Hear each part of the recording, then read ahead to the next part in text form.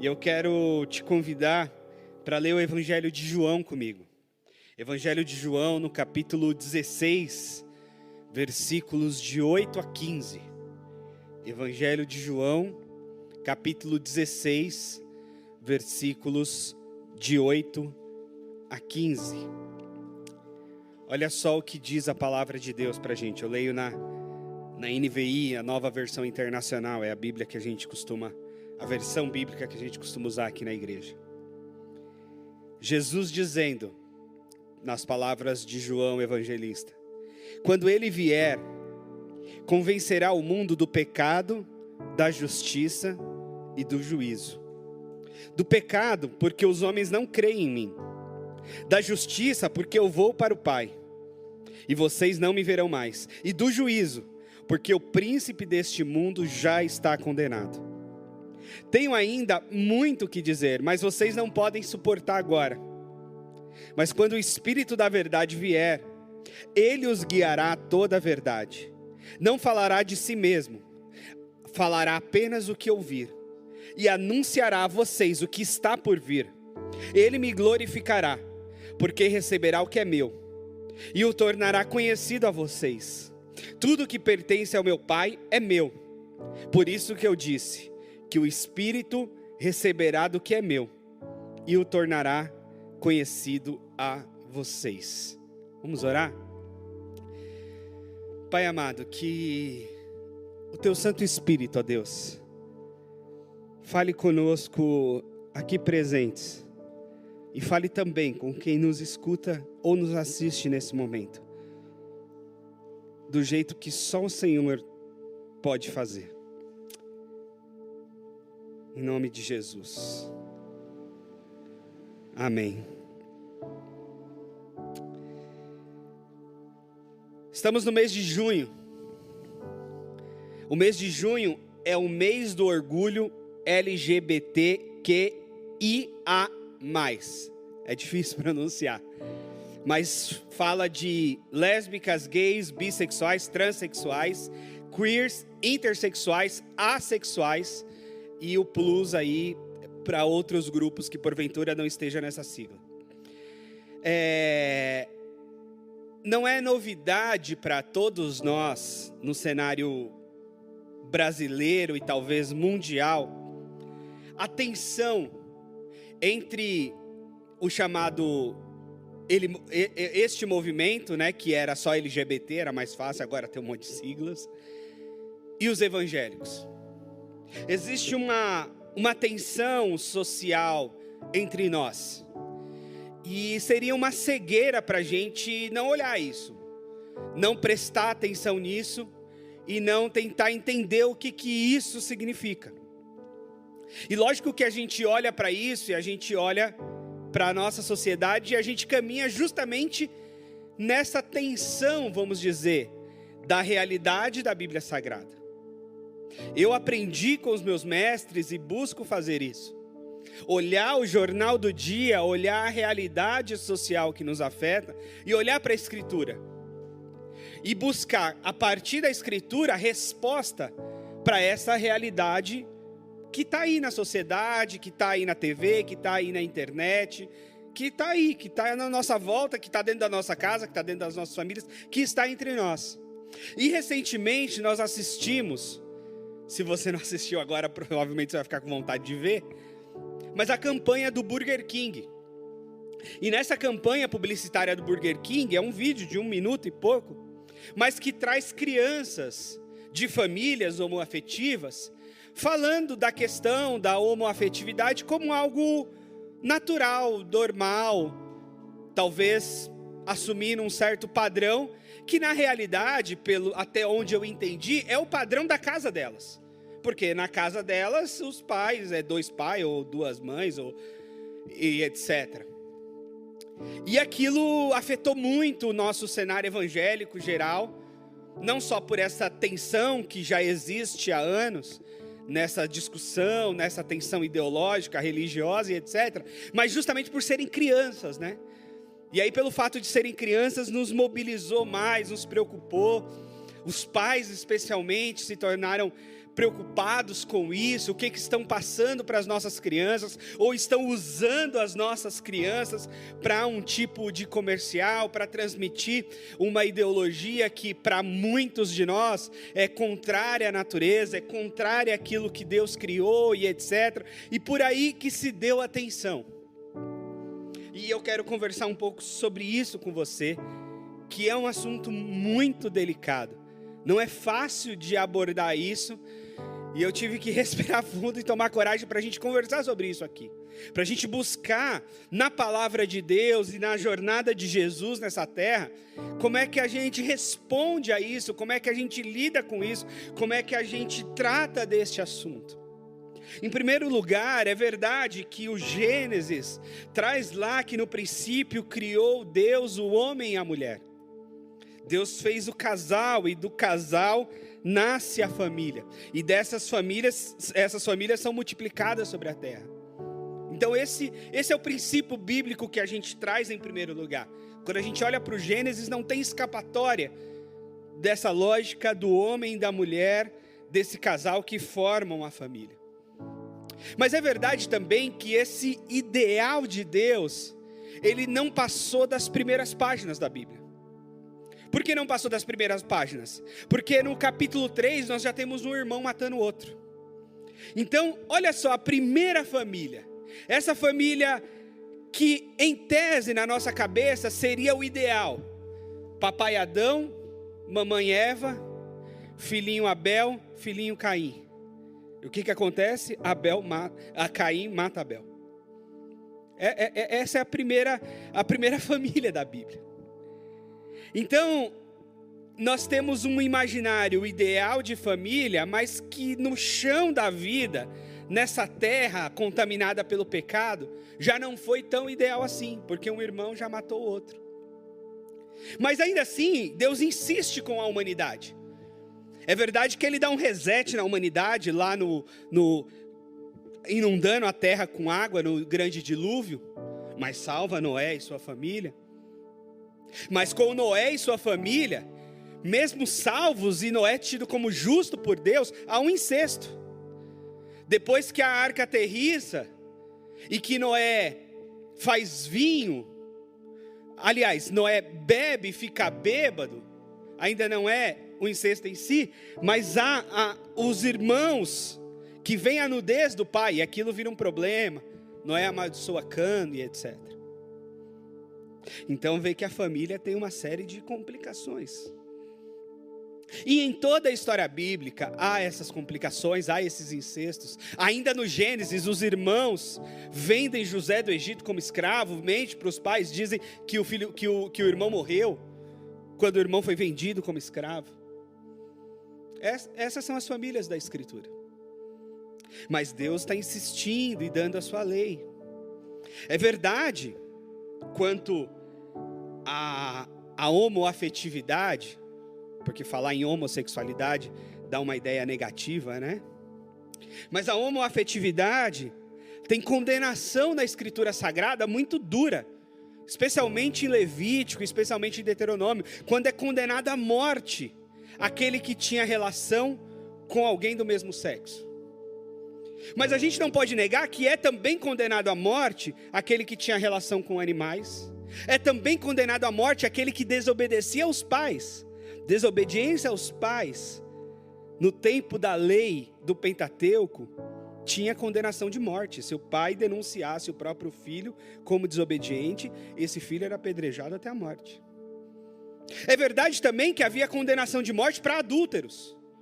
Uma mulher ou um homem pego em adultério, tendo uma relação sexual com alguém casado ou fora do casamento, era condenado à morte. Tanto que a mulher pega em adultério é trazida para Jesus, e os homens com as pedras na mão. É verdade que era abominação para Deus, ou pelo menos descrita na lei do Antigo Testamento, comer camarão, comer frutos do mar, como a gente conhece hoje, porque era tido como alimentos impuros, carne de porco, etc.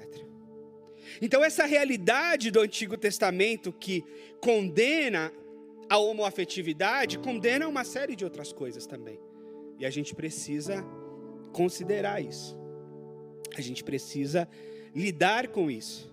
Quando a gente chega no Novo Testamento, a gente não vê Jesus dar uma palavra sobre isso.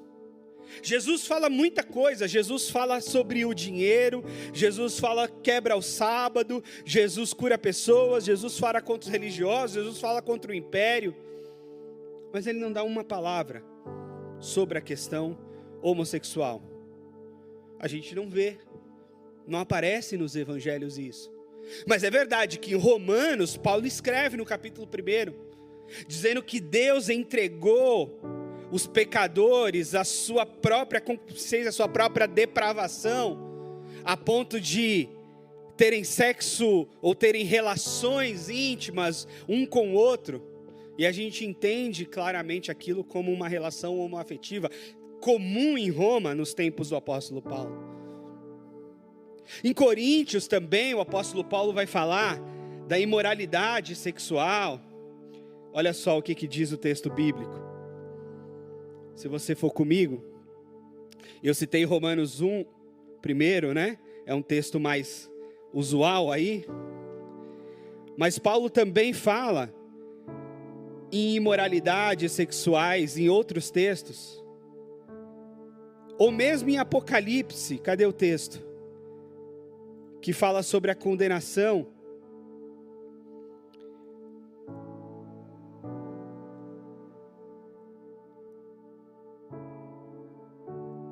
Em Efésios, por exemplo, que fala que anteriormente, Efésios 2, 3 a 5, fala que anteriormente nós também vivíamos satisfazendo as vontades da nossa carne, seguindo os desejos e pensamentos impuros, como éramos por merecedores da ira de Deus. Todavia, Deus, que é rico em misericórdia, nos amou e nos deu uma nova vida em Cristo e etc. Falando dessa nova vida, não fala deste pecado em específico, mas fala de vários outros. Fala de nós crucificarmos as nossas paixões na cruz de Cristo. E há muitos outros textos que nos acendem a luz a respeito dessa realidade. Olha só, 1 Coríntios 6, 9. Vocês não sabem que os perversos não herdarão o reino de Deus? E a ideia de perverso aqui, para alguns interpretadores bíblicos, tem a ideia da homoafetividade, da perversão sexual, né? Daquilo que seria perversão sexual.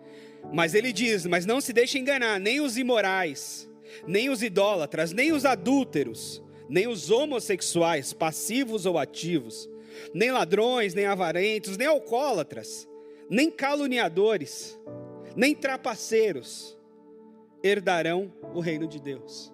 Então, uma lista de pecados. E nesse caso, ou pelo menos nessa tradução bíblica, os homossexuais estão aqui listados como dentre outros pecadores que não herdarão o reino do céu. Bom, a gente está nessa tensão. E aí, conversando essa semana com um dos pais da igreja, ele falou para mim, eu descanso nesse texto de João capítulo 6, que diz que é o Espírito de Deus que convencerá a todos a respeito do pecado, do juízo e da justiça. E realmente esse texto de João, e é a fala de Jesus em João, está em consonância com o texto de Zacarias, que diz assim, não é por força nem por violência, mas pelo meu Espírito, diz o Senhor dos Exércitos. Então a primeira coisa que temos que ter em mente é que o convencimento a respeito do pecado, do juízo e da justiça, vem do Espírito de Deus. Este convencimento vem para aquele que nasceu de novo. E nós não podemos encucar na cabeça de alguém aquilo que é para nós uma verdade bíblica espiritual, porque essa ação de conversão, de entendimento de pecado, vem pelo Espírito de Deus. Não vem pela força, não vem pela imposição. Todas as vezes que a igreja tentou impor a sua verdade, a igreja tomou caminhos muito perigosos. Na Idade Média, a igreja impôs a sua verdade e matou cientistas como Galileu Galilei, matou muitas mulheres acusadas de bruxaria, matou muitos protestantes que não queria obedecer, uma vez que a igreja que dominava era a igreja católica apostólica romana. Então, quando a igreja dominou e impôs a sua verdade, foi muito perigoso. Aliás, o nosso país já foi um país cristão oficial. Quando nós éramos uma colônia de Portugal, a religião católica era a religião oficial do Brasil. E sabe o que se fazia com os crentes na época? Os crentes eram apedrejados, os crentes não podiam enterrar seus mortos nos cemitérios da cidade, os crentes não podiam casar. Você sabia que teve um tempo no Brasil em que os evangélicos não podiam casar? Porque quem fazia o casamento era o padre. A certidão de casamento saía da igreja católica. E se o casal fosse pagão, não fosse batizado na igreja católica, não podia casar. Até porque para a igreja católica casamento é sacramento. Vivia amaziado, se dizia, os crentes. Porque não podia casar, porque era o padre que casava. E eles não submetiam à autoridade do padre. Não tinha cartório, não tinha estado para esse tipo de coisa. Tanto que nasceu aqui em São Paulo o cemitério dos protestantes, que existe até hoje. Era um cemitério para enterrar os protestantes, os evangélicos, já que não poderia enterrar num cemitério católico, porque na cabeça católica, enterrar o pagão num campo, num solo católico, iria contaminar aquele solo. Então não podia enterrar o pagão. Eu lembro, já contei essa história, que a minha avó paterna, eu perdi um irmão com 3 anos, e a minha avó paterna trouxe um padre escondido para o necrotério do hospital para batizar o meu irmão depois de morto, porque não podia enterrar pagão. Como meu irmão não foi batizado na igreja católica, minha mãe é evangélica, meu pai é católico, a gente não foi batizado na igreja católica. E aí a minha avó fez questão de batizar o meu irmão depois de morto com meningite, um risco danado dela se contaminar, inclusive do próprio padre, mas fez lá o ritual de batismo para que ele não fosse para o inferno e não morresse pagão, morresse cristão, batizado. Essa é a cabeça cristã oficial. Depois nós passamos por transformação de um estado laico, de um estado sem religião, e aí houve espaço para outras religiões, para outras ideias, para outras compreensões, inclusive para o próprio crescimento evangélico. Mas é fato, nós ainda somos um país majoritariamente cristão. No último IBGE apontou que nós somos 87% ainda de cristãos no Brasil, declarados. Mais ou menos 60 e pouco católico, 20 e pouco evangélico. Isso no censo de 2010, 2020 a gente não teve censo. Essa é a nossa realidade. Agora, por que nos afeta tanto este tema, a homoafetividade? No último censo do IBGE, sabe quantos casais se declararam homoafetivos? Casamento homoafetivo mesmo, casal homoafetivo, em percentual no Brasil, 0,1%. Lógico, a gente está falando de pesquisa do IBGE. O IBGE pergunta e a pessoa responde o que ela quer. Mas ela respondeu isso. O movimento LGBTQIA+, diz que eles são cerca de 10% da população brasileira que é homoafetiva. Talvez seja 10%. Talvez seja menos, talvez seja mais. Difícil saber. Mas por que a gente se afeta tanto se a gente é uma maioria tão grande de 80 e tantos % de cristãos? Mas, por razões que só Freud pode explicar, essa afetação sexual nos incomoda muito. E a gente fica muito preocupado, a gente fica muito incomodado. Às vezes me parece que isso... eu já ouvi na fala de alguns, né, que é melhor ter filho bandido do que filho gay, coisas desse tipo. Porque essa coisa nos aterroriza de alguma forma. E uma ideia é a gente pensar, bom, como eu conversei com esse pai essa semana, não, para mim o Espírito Santo é que vai fazer a obra. E eu estou tranquilo aqui, o Espírito Santo vai fazer, eu não vou entrar nessa seara de forma pública e nem de forma privada, porque o Espírito Santo é que vai convencer meu filho, minha filha do caminho certo. Isso é verdade, até certo ponto. Por quê? Porque a gente tem que ler a Bíblia como um todo. E uma regra hermenêutica fundamental, uma regra de interpretação bíblica importante, é que a Bíblia interpreta a própria Bíblia. Então a gente nunca usa um texto bíblico isolado para ter uma verdade. A gente sempre usa o todo bíblico. E sempre contrapondo um texto com outro. Especialmente quando os textos têm um paradoxo. O paradoxo é aquela ideia de possível contradição, ou possível tensão entre os textos. E às vezes acho que a Bíblia é cheia disso. A própria tensão entre o Novo e o Antigo Testamento é muito clara. E há tensões entre textos que a gente compara, vai e volta, para entender. E a má teologia é que faz teologia de versículos isolados. A boa teologia faz teologia do todo da Bíblia. Comparando, intercalando textos, traduções, versões, linguagem original e etc. A gente não tem tempo para todos os detalhes aqui. Mas, por exemplo, Provérbios diz o texto conhecidíssimo para nós. Instrua a criança no caminho que deve andar, e mesmo com o passar dos anos, ela não se desviará deles. Provérbios 22:6.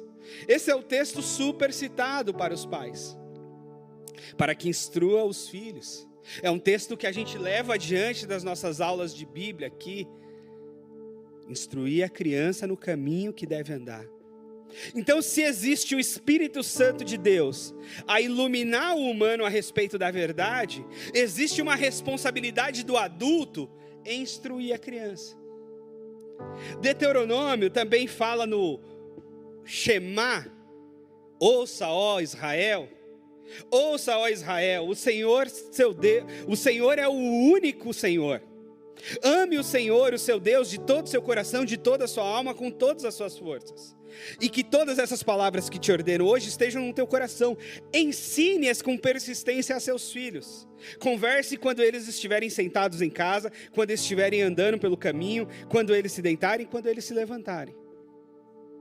Então veja que nós confiamos na ação do Espírito para a instrução na verdade, na justiça e no juízo, mas nós temos uma responsabilidade gigante, e nós adultos especialmente, de instruir a criança no caminho que deve andar, e de ensinar que o nosso Deus é um Deus único, e nós devemos ensinar a respeito desse Deus único para os nossos filhos, quando eles se deitam, quando eles se levantam, quando eles estão à mesa, quando eles estão em pé, quando eles estão sentados. A ideia é, em todos os momentos, é momento da gente instruir a criança, é momento da gente passar e transmitir a fé a essas crianças. E por que eu estou falando disso? Porque o comercial do Burger King nos afetou especialmente pela perspectiva da infância, pela perspectiva da criança, e provocou comoção. Mas o que a gente tem que entender, em primeiro lugar, é que dentro do aparato estatal, a criança é responsabilidade dos pais, em primeiro lugar, depois da família expandida, depois da sociedade como um todo, e por fim do Estado. Então, em última instância, ou em terceira ou quarta instância, a criança de qualquer um diz respeito a nós, mas isso em terceira e em quarta instância, porque em primeira instância as crianças dizem respeito aos pais, em segunda instância as crianças dizem respeito à família expandida, tanto que quando os pais perdem a guarda de uma criança, procura-se os avós, procura-se tios, procura-se a família expandida, e só por fim procura-se a sociedade como um todo, representada pelo Estado, que vai proteger. Isso que diz o ECA, o Estatuto da Criança e do Adolescente. Então, em primeiro lugar, a gente tem que saber que aquelas crianças do comercial têm como responsabilidade primeira, responsável por elas primeiramente, os pais delas. E aí, se os pais são héteros ou homoafetivos, isso é uma questão deles, com os seus próprios filhos. E nós, do lado de cá, temos que estar atentos sim, e aí foi uma outra conversa com outros pais da igreja que nós tivemos, e vamos ter mais conversa sobre isso especificamente, nós conversamos com os líderes, mas vamos convocar os pais. Você que é pai já fica atento, pai, mãe, sobre como sim, nós ensinamos os nossos filhos, e isso é uma recomendação bíblica importante. Instrua a criança no caminho que deve andar, Fala com a criança que o Senhor, seu Deus, é o único Deus, e etc. E aí, isso vai ser a nossa economia em casa. De como a gente instrui os nossos filhos. Como a gente traduz uma realidade de família para essas crianças. Para mim, a realidade de família com 2 homens ou com 2 mulheres me é estranho. De fato, para mim não é uma coisa natural. Mas eu respeito profundamente. Sabe por quê? Porque não é natural um neto criado pela avó. Mas acontece, não acontece? Não é natural casais se divorciarem e os filhos serem criados só pela mãe ou só pelo pai. Também não é natural. Natural é pai e mãe juntos, criando seus filhos. Não é natural crianças abandonadas, porque nem o pai nem a mãe quiseram cuidar.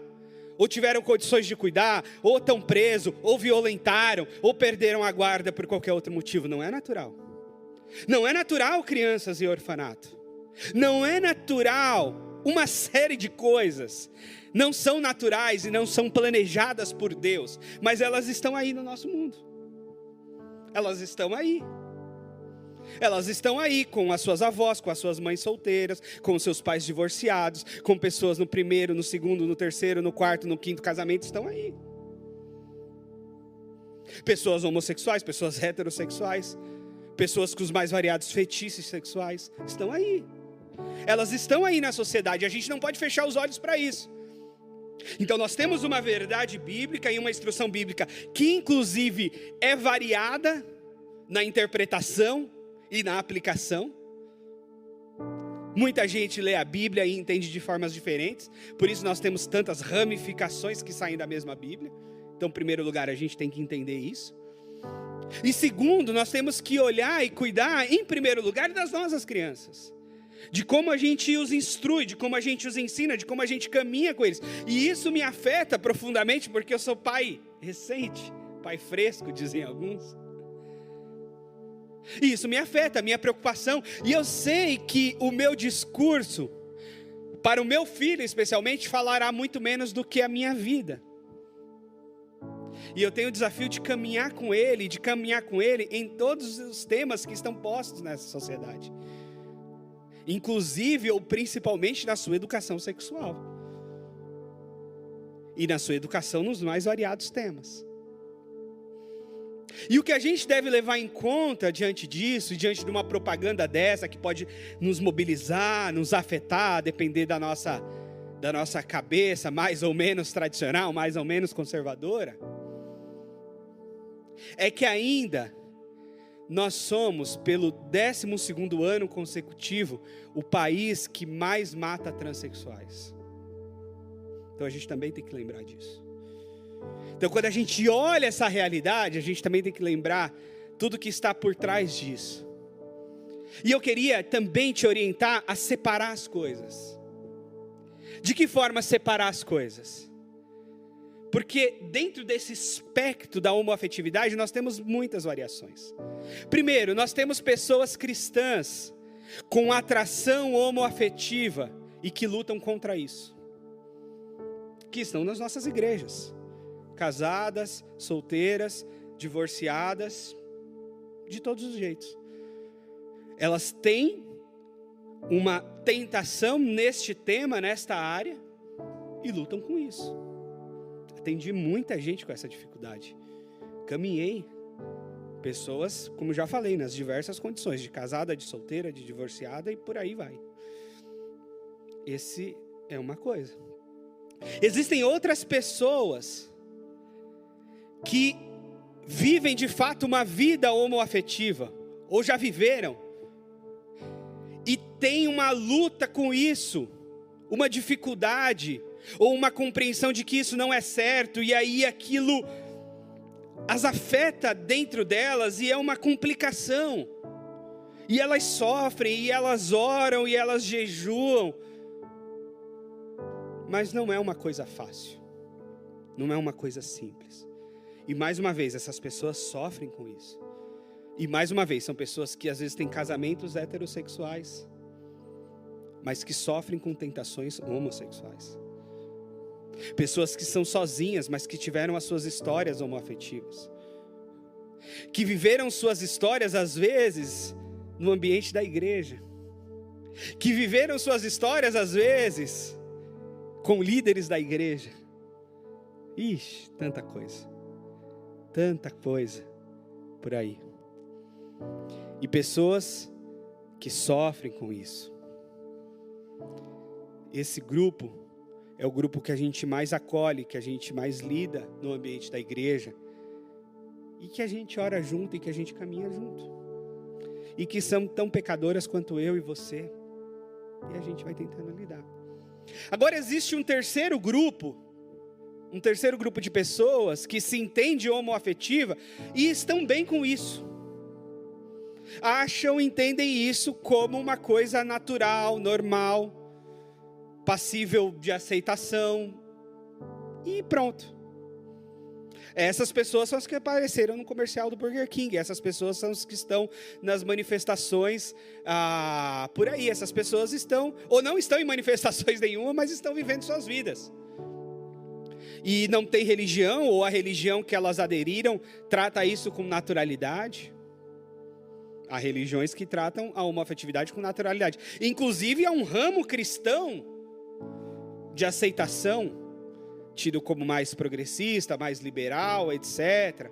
Mas tem igrejas cristãs que tratam a homossexualidade como naturalidade. Eu conheço pastor homossexual. É estranho, mas tem. E eu respeito, mesmo não lendo a Bíblia do mesmo jeito que ele lê. Há esse outro grupo. E há uma quarta coisa que não é exatamente a pessoa, mas é a ideia, é a ideologia. Que é o discurso que vem a partir de movimentos, de instituições. Que talvez seja quando a gente mais se incomoda, quando a gente vê uma pauta no Congresso X ou Y, uma lei, um movimento e tal. Então, a gente precisa, e talvez isso nos ajude a separar as coisas entre a ideologia e a pessoa. E conversando há pouco com o Lucas aqui, a gente estava falando que a gente como igreja lida com pessoas e não com ideologias. Nós lidamos com pessoas. Então quando a pessoa chega aqui, ou como nós vamos até ela nas ruas, a gente está interessado na pessoa. Em pregar, em orar, e acolher, evangelizar a pessoa. E essa pessoa pode ser gay, pode ser trans, pode ser lésbica, pode ser ladrão, pode ser polícia, pode ser juiz, pode ser delegado, pode ser promotor, pode ser mendigo, pode ser o que for. A gente tenta tirar o rótulo e enxergar a pessoa. É difícil? É difícil. Porque nós somos rotulados o tempo todo e nós rotulamos. Em todos os aspectos. Na sexualidade, na classe social. Basta você ver a roupa que a pessoa está vestindo, basta você ver o carro que ela dirige, basta você ver a profissão que ela tem, basta você ver o bairro que ela mora, a gente já rotula. Você mora onde? Mora em Guaianazes ou mora em Perdizes? É um rótulo. Você tem carro ou você anda de ônibus? É outro rótulo. Você usa a roupa de marca ou você compra a roupa lá no meu bairro, no Brás? É outro rótulo. E o rótulo da sexualidade talvez seja dos maiores deles. Você é hétero, ou você é homo, ou você é outra coisa. Mas em primeiro lugar, meus irmãos, e eu quero caminhar para o final. Aliás, em segundo lugar, porque o primeiro lugar é: vamos educar as nossas crianças biblicamente. E você, pai e mãe, é o primeiro responsável pela educação de seus filhos. Isso é um privilégio e uma responsabilidade sua. Agora, nós como igreja e eu como pastor, quero te ajudar. Quero te dar base bíblica, quero te oferecer base teológica para te ajudar a você discipular os seus filhos. Educar os seus filhos na palavra do Senhor. Isso em primeiro lugar. Em segundo lugar, nós não lidamos com ideologia. Nós não lidamos com discursos ideológicos, nós lidamos com pessoas. Nós estamos afetando pessoas. Jesus, o tempo todo no Evangelho, embora ele tivesse embate com grupos sociais, como religiosos, como romanos, ele focou nas pessoas. Curava, vai e não peques mais, vai lá, recomeça a tua vida, nasce de novo e tal, com as pessoas. Então isso já nos ajuda, porque tira a gente dessa discussão de ideias e desse conflito de xingamento de um contra o outro, não sei o quê, e põe a gente aqui, no tete a tete. Porque esta, meus irmãos, é a minha experiência. Eu posso ter 1000 discursos, e eu já tive em manifestação pública, eu já tive em vários momentos em arena pública. Mas como pastor, eu aprendi a lidar e cuidar de pessoas. E todas as pessoas homoafetivas que eu atendi e que eu caminhei junto eram pessoas em profundo sofrimento, com aquela condição. E o máximo que eu tinha de fazer ali era me compadecer e tentar ajudar. E às vezes os pais também, diante de filhos com tendências homoafetivas, também em sofrimento. Porque eu sei que os pais também sofrem. E também sentei com pais chorando e oramos e dissemos, vamos caminhar. Mas pôr seu filho para fora, matar, não vai resolver. Isso a gente já sabe que dá mais errado. Vamos caminhar, vamos entender, vamos procurar, vamos saber, sei lá. Não sei também, não tenho todas as respostas para isso, mas vamos aqui orar junto, jejuar, falar com Deus e tentar lidar com isso. Mas sempre lidar com as pessoas.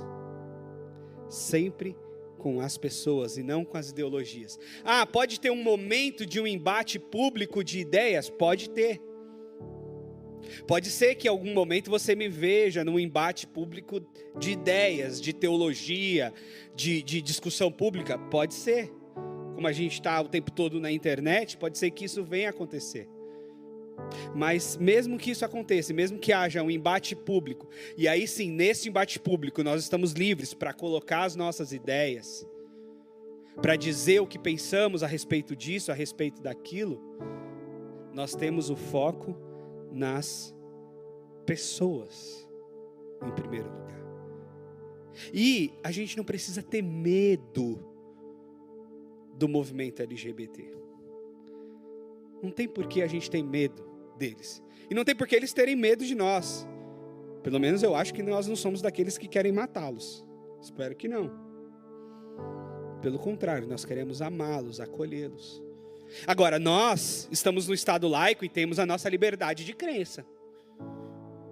A nossa liberdade de leitura bíblica e de entender as coisas como a gente entende. Por exemplo, eu sou livre como pastor para aceitar ou para celebrar ou não celebrar qualquer tipo de casamento. Eu digo sim ou não. A nossa igreja diz sim ou não. A gente é livre.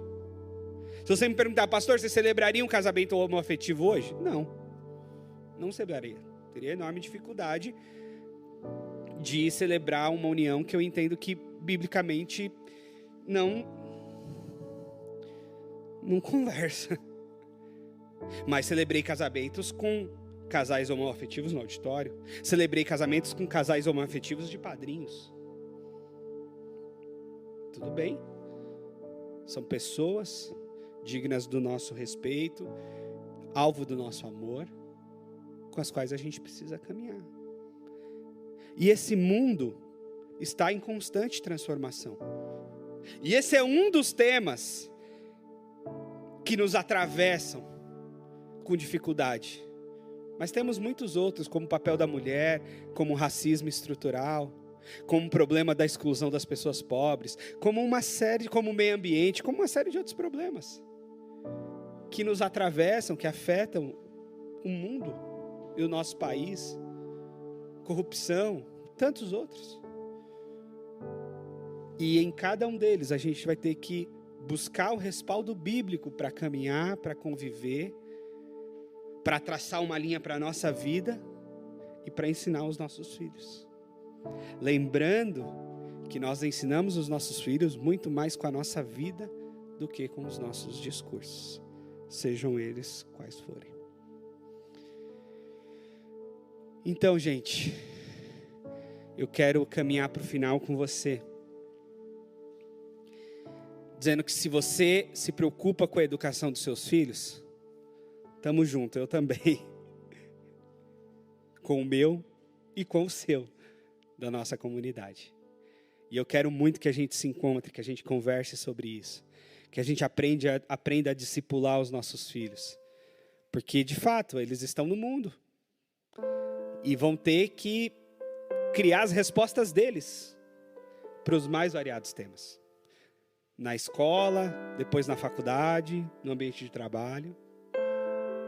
E a gente precisa discipulá-los, prepará-los. Caminhar junto com o Espírito Santo de Deus, para que a gente instrua. E orando para que o Espírito de Deus cele aquela instrução que a gente deu. Eu acho que este é o movimento. A gente instrui, a gente prega, a gente discipula. E a gente ora para que o Espírito Santo cele aquele ensino, crave aquela verdade nos corações. Principalmente nos corações dos nossos filhos. Esse é o meu desejo para você. E nós somos uma igreja que quer acolher todos, todas, todes. Nós queremos acolher, nós queremos amar, nós queremos caminhar junto e orar para que o Espírito Santo trabalhe na vida de cada casal, de cada família, de cada história, transforme cada pecador, mude ou faça com que a pessoa resista a cada uma das tentações, sejam elas quais forem. É isso que a gente quer e é isso que eu gostaria que você fosse junto com a gente. Em primeiro lugar, compromisso de discipular os nossos filhos. Segundo lugar, instrução na palavra e oração para que o Espírito Santo cele em cada coração essa mesma palavra, essa palavra de Deus, não nossa. E terceiro, não aos embates ideológicos, e sim ao acolhimento e amor às pessoas. As pessoas, elas sim importam para nós, elas sim importam para Deus. Jesus diz que uma vida vale mais do que o mundo todo. E é dessa uma vida que a gente vai atrás, de uma em uma, em nome de Jesus. Vamos orar? Deus amado, são tantos temas, Senhor, são tantos desafios do nosso tempo, da nossa sociedade, do nosso mundo, que às vezes a gente até fica meio perdido. Muitas vezes a gente não tem o que fazer, para muitas coisas a gente não tem uma resposta. Mas eu quero pedir que o Senhor nos ajude, nos instrua com a Tua palavra e com o Teu Espírito Santo iluminando, fazendo a gente entender. E mais do que entender, fazendo o nosso próprio coração ser transformado a cada dia, Senhor. Ajuda a gente a ser transformado por Ti, a discipular os nossos filhos e a amar as pessoas, todas elas, com todas as suas diferenças, Pai. Que a gente seja uma igreja acolhedora e que não se furte de olhar para a realidade, de olhar para a Escritura Sagrada e procurar resposta e respaldo para cada desafio, para cada tema, para cada realidade que nos afeta cotidianamente, Senhor. Nos ajude, ó Pai, em nome de Jesus. Amém. Que Deus te abençoe, uma boa semana. E tamo junto em tudo. Tá bom? Tchau, tchau.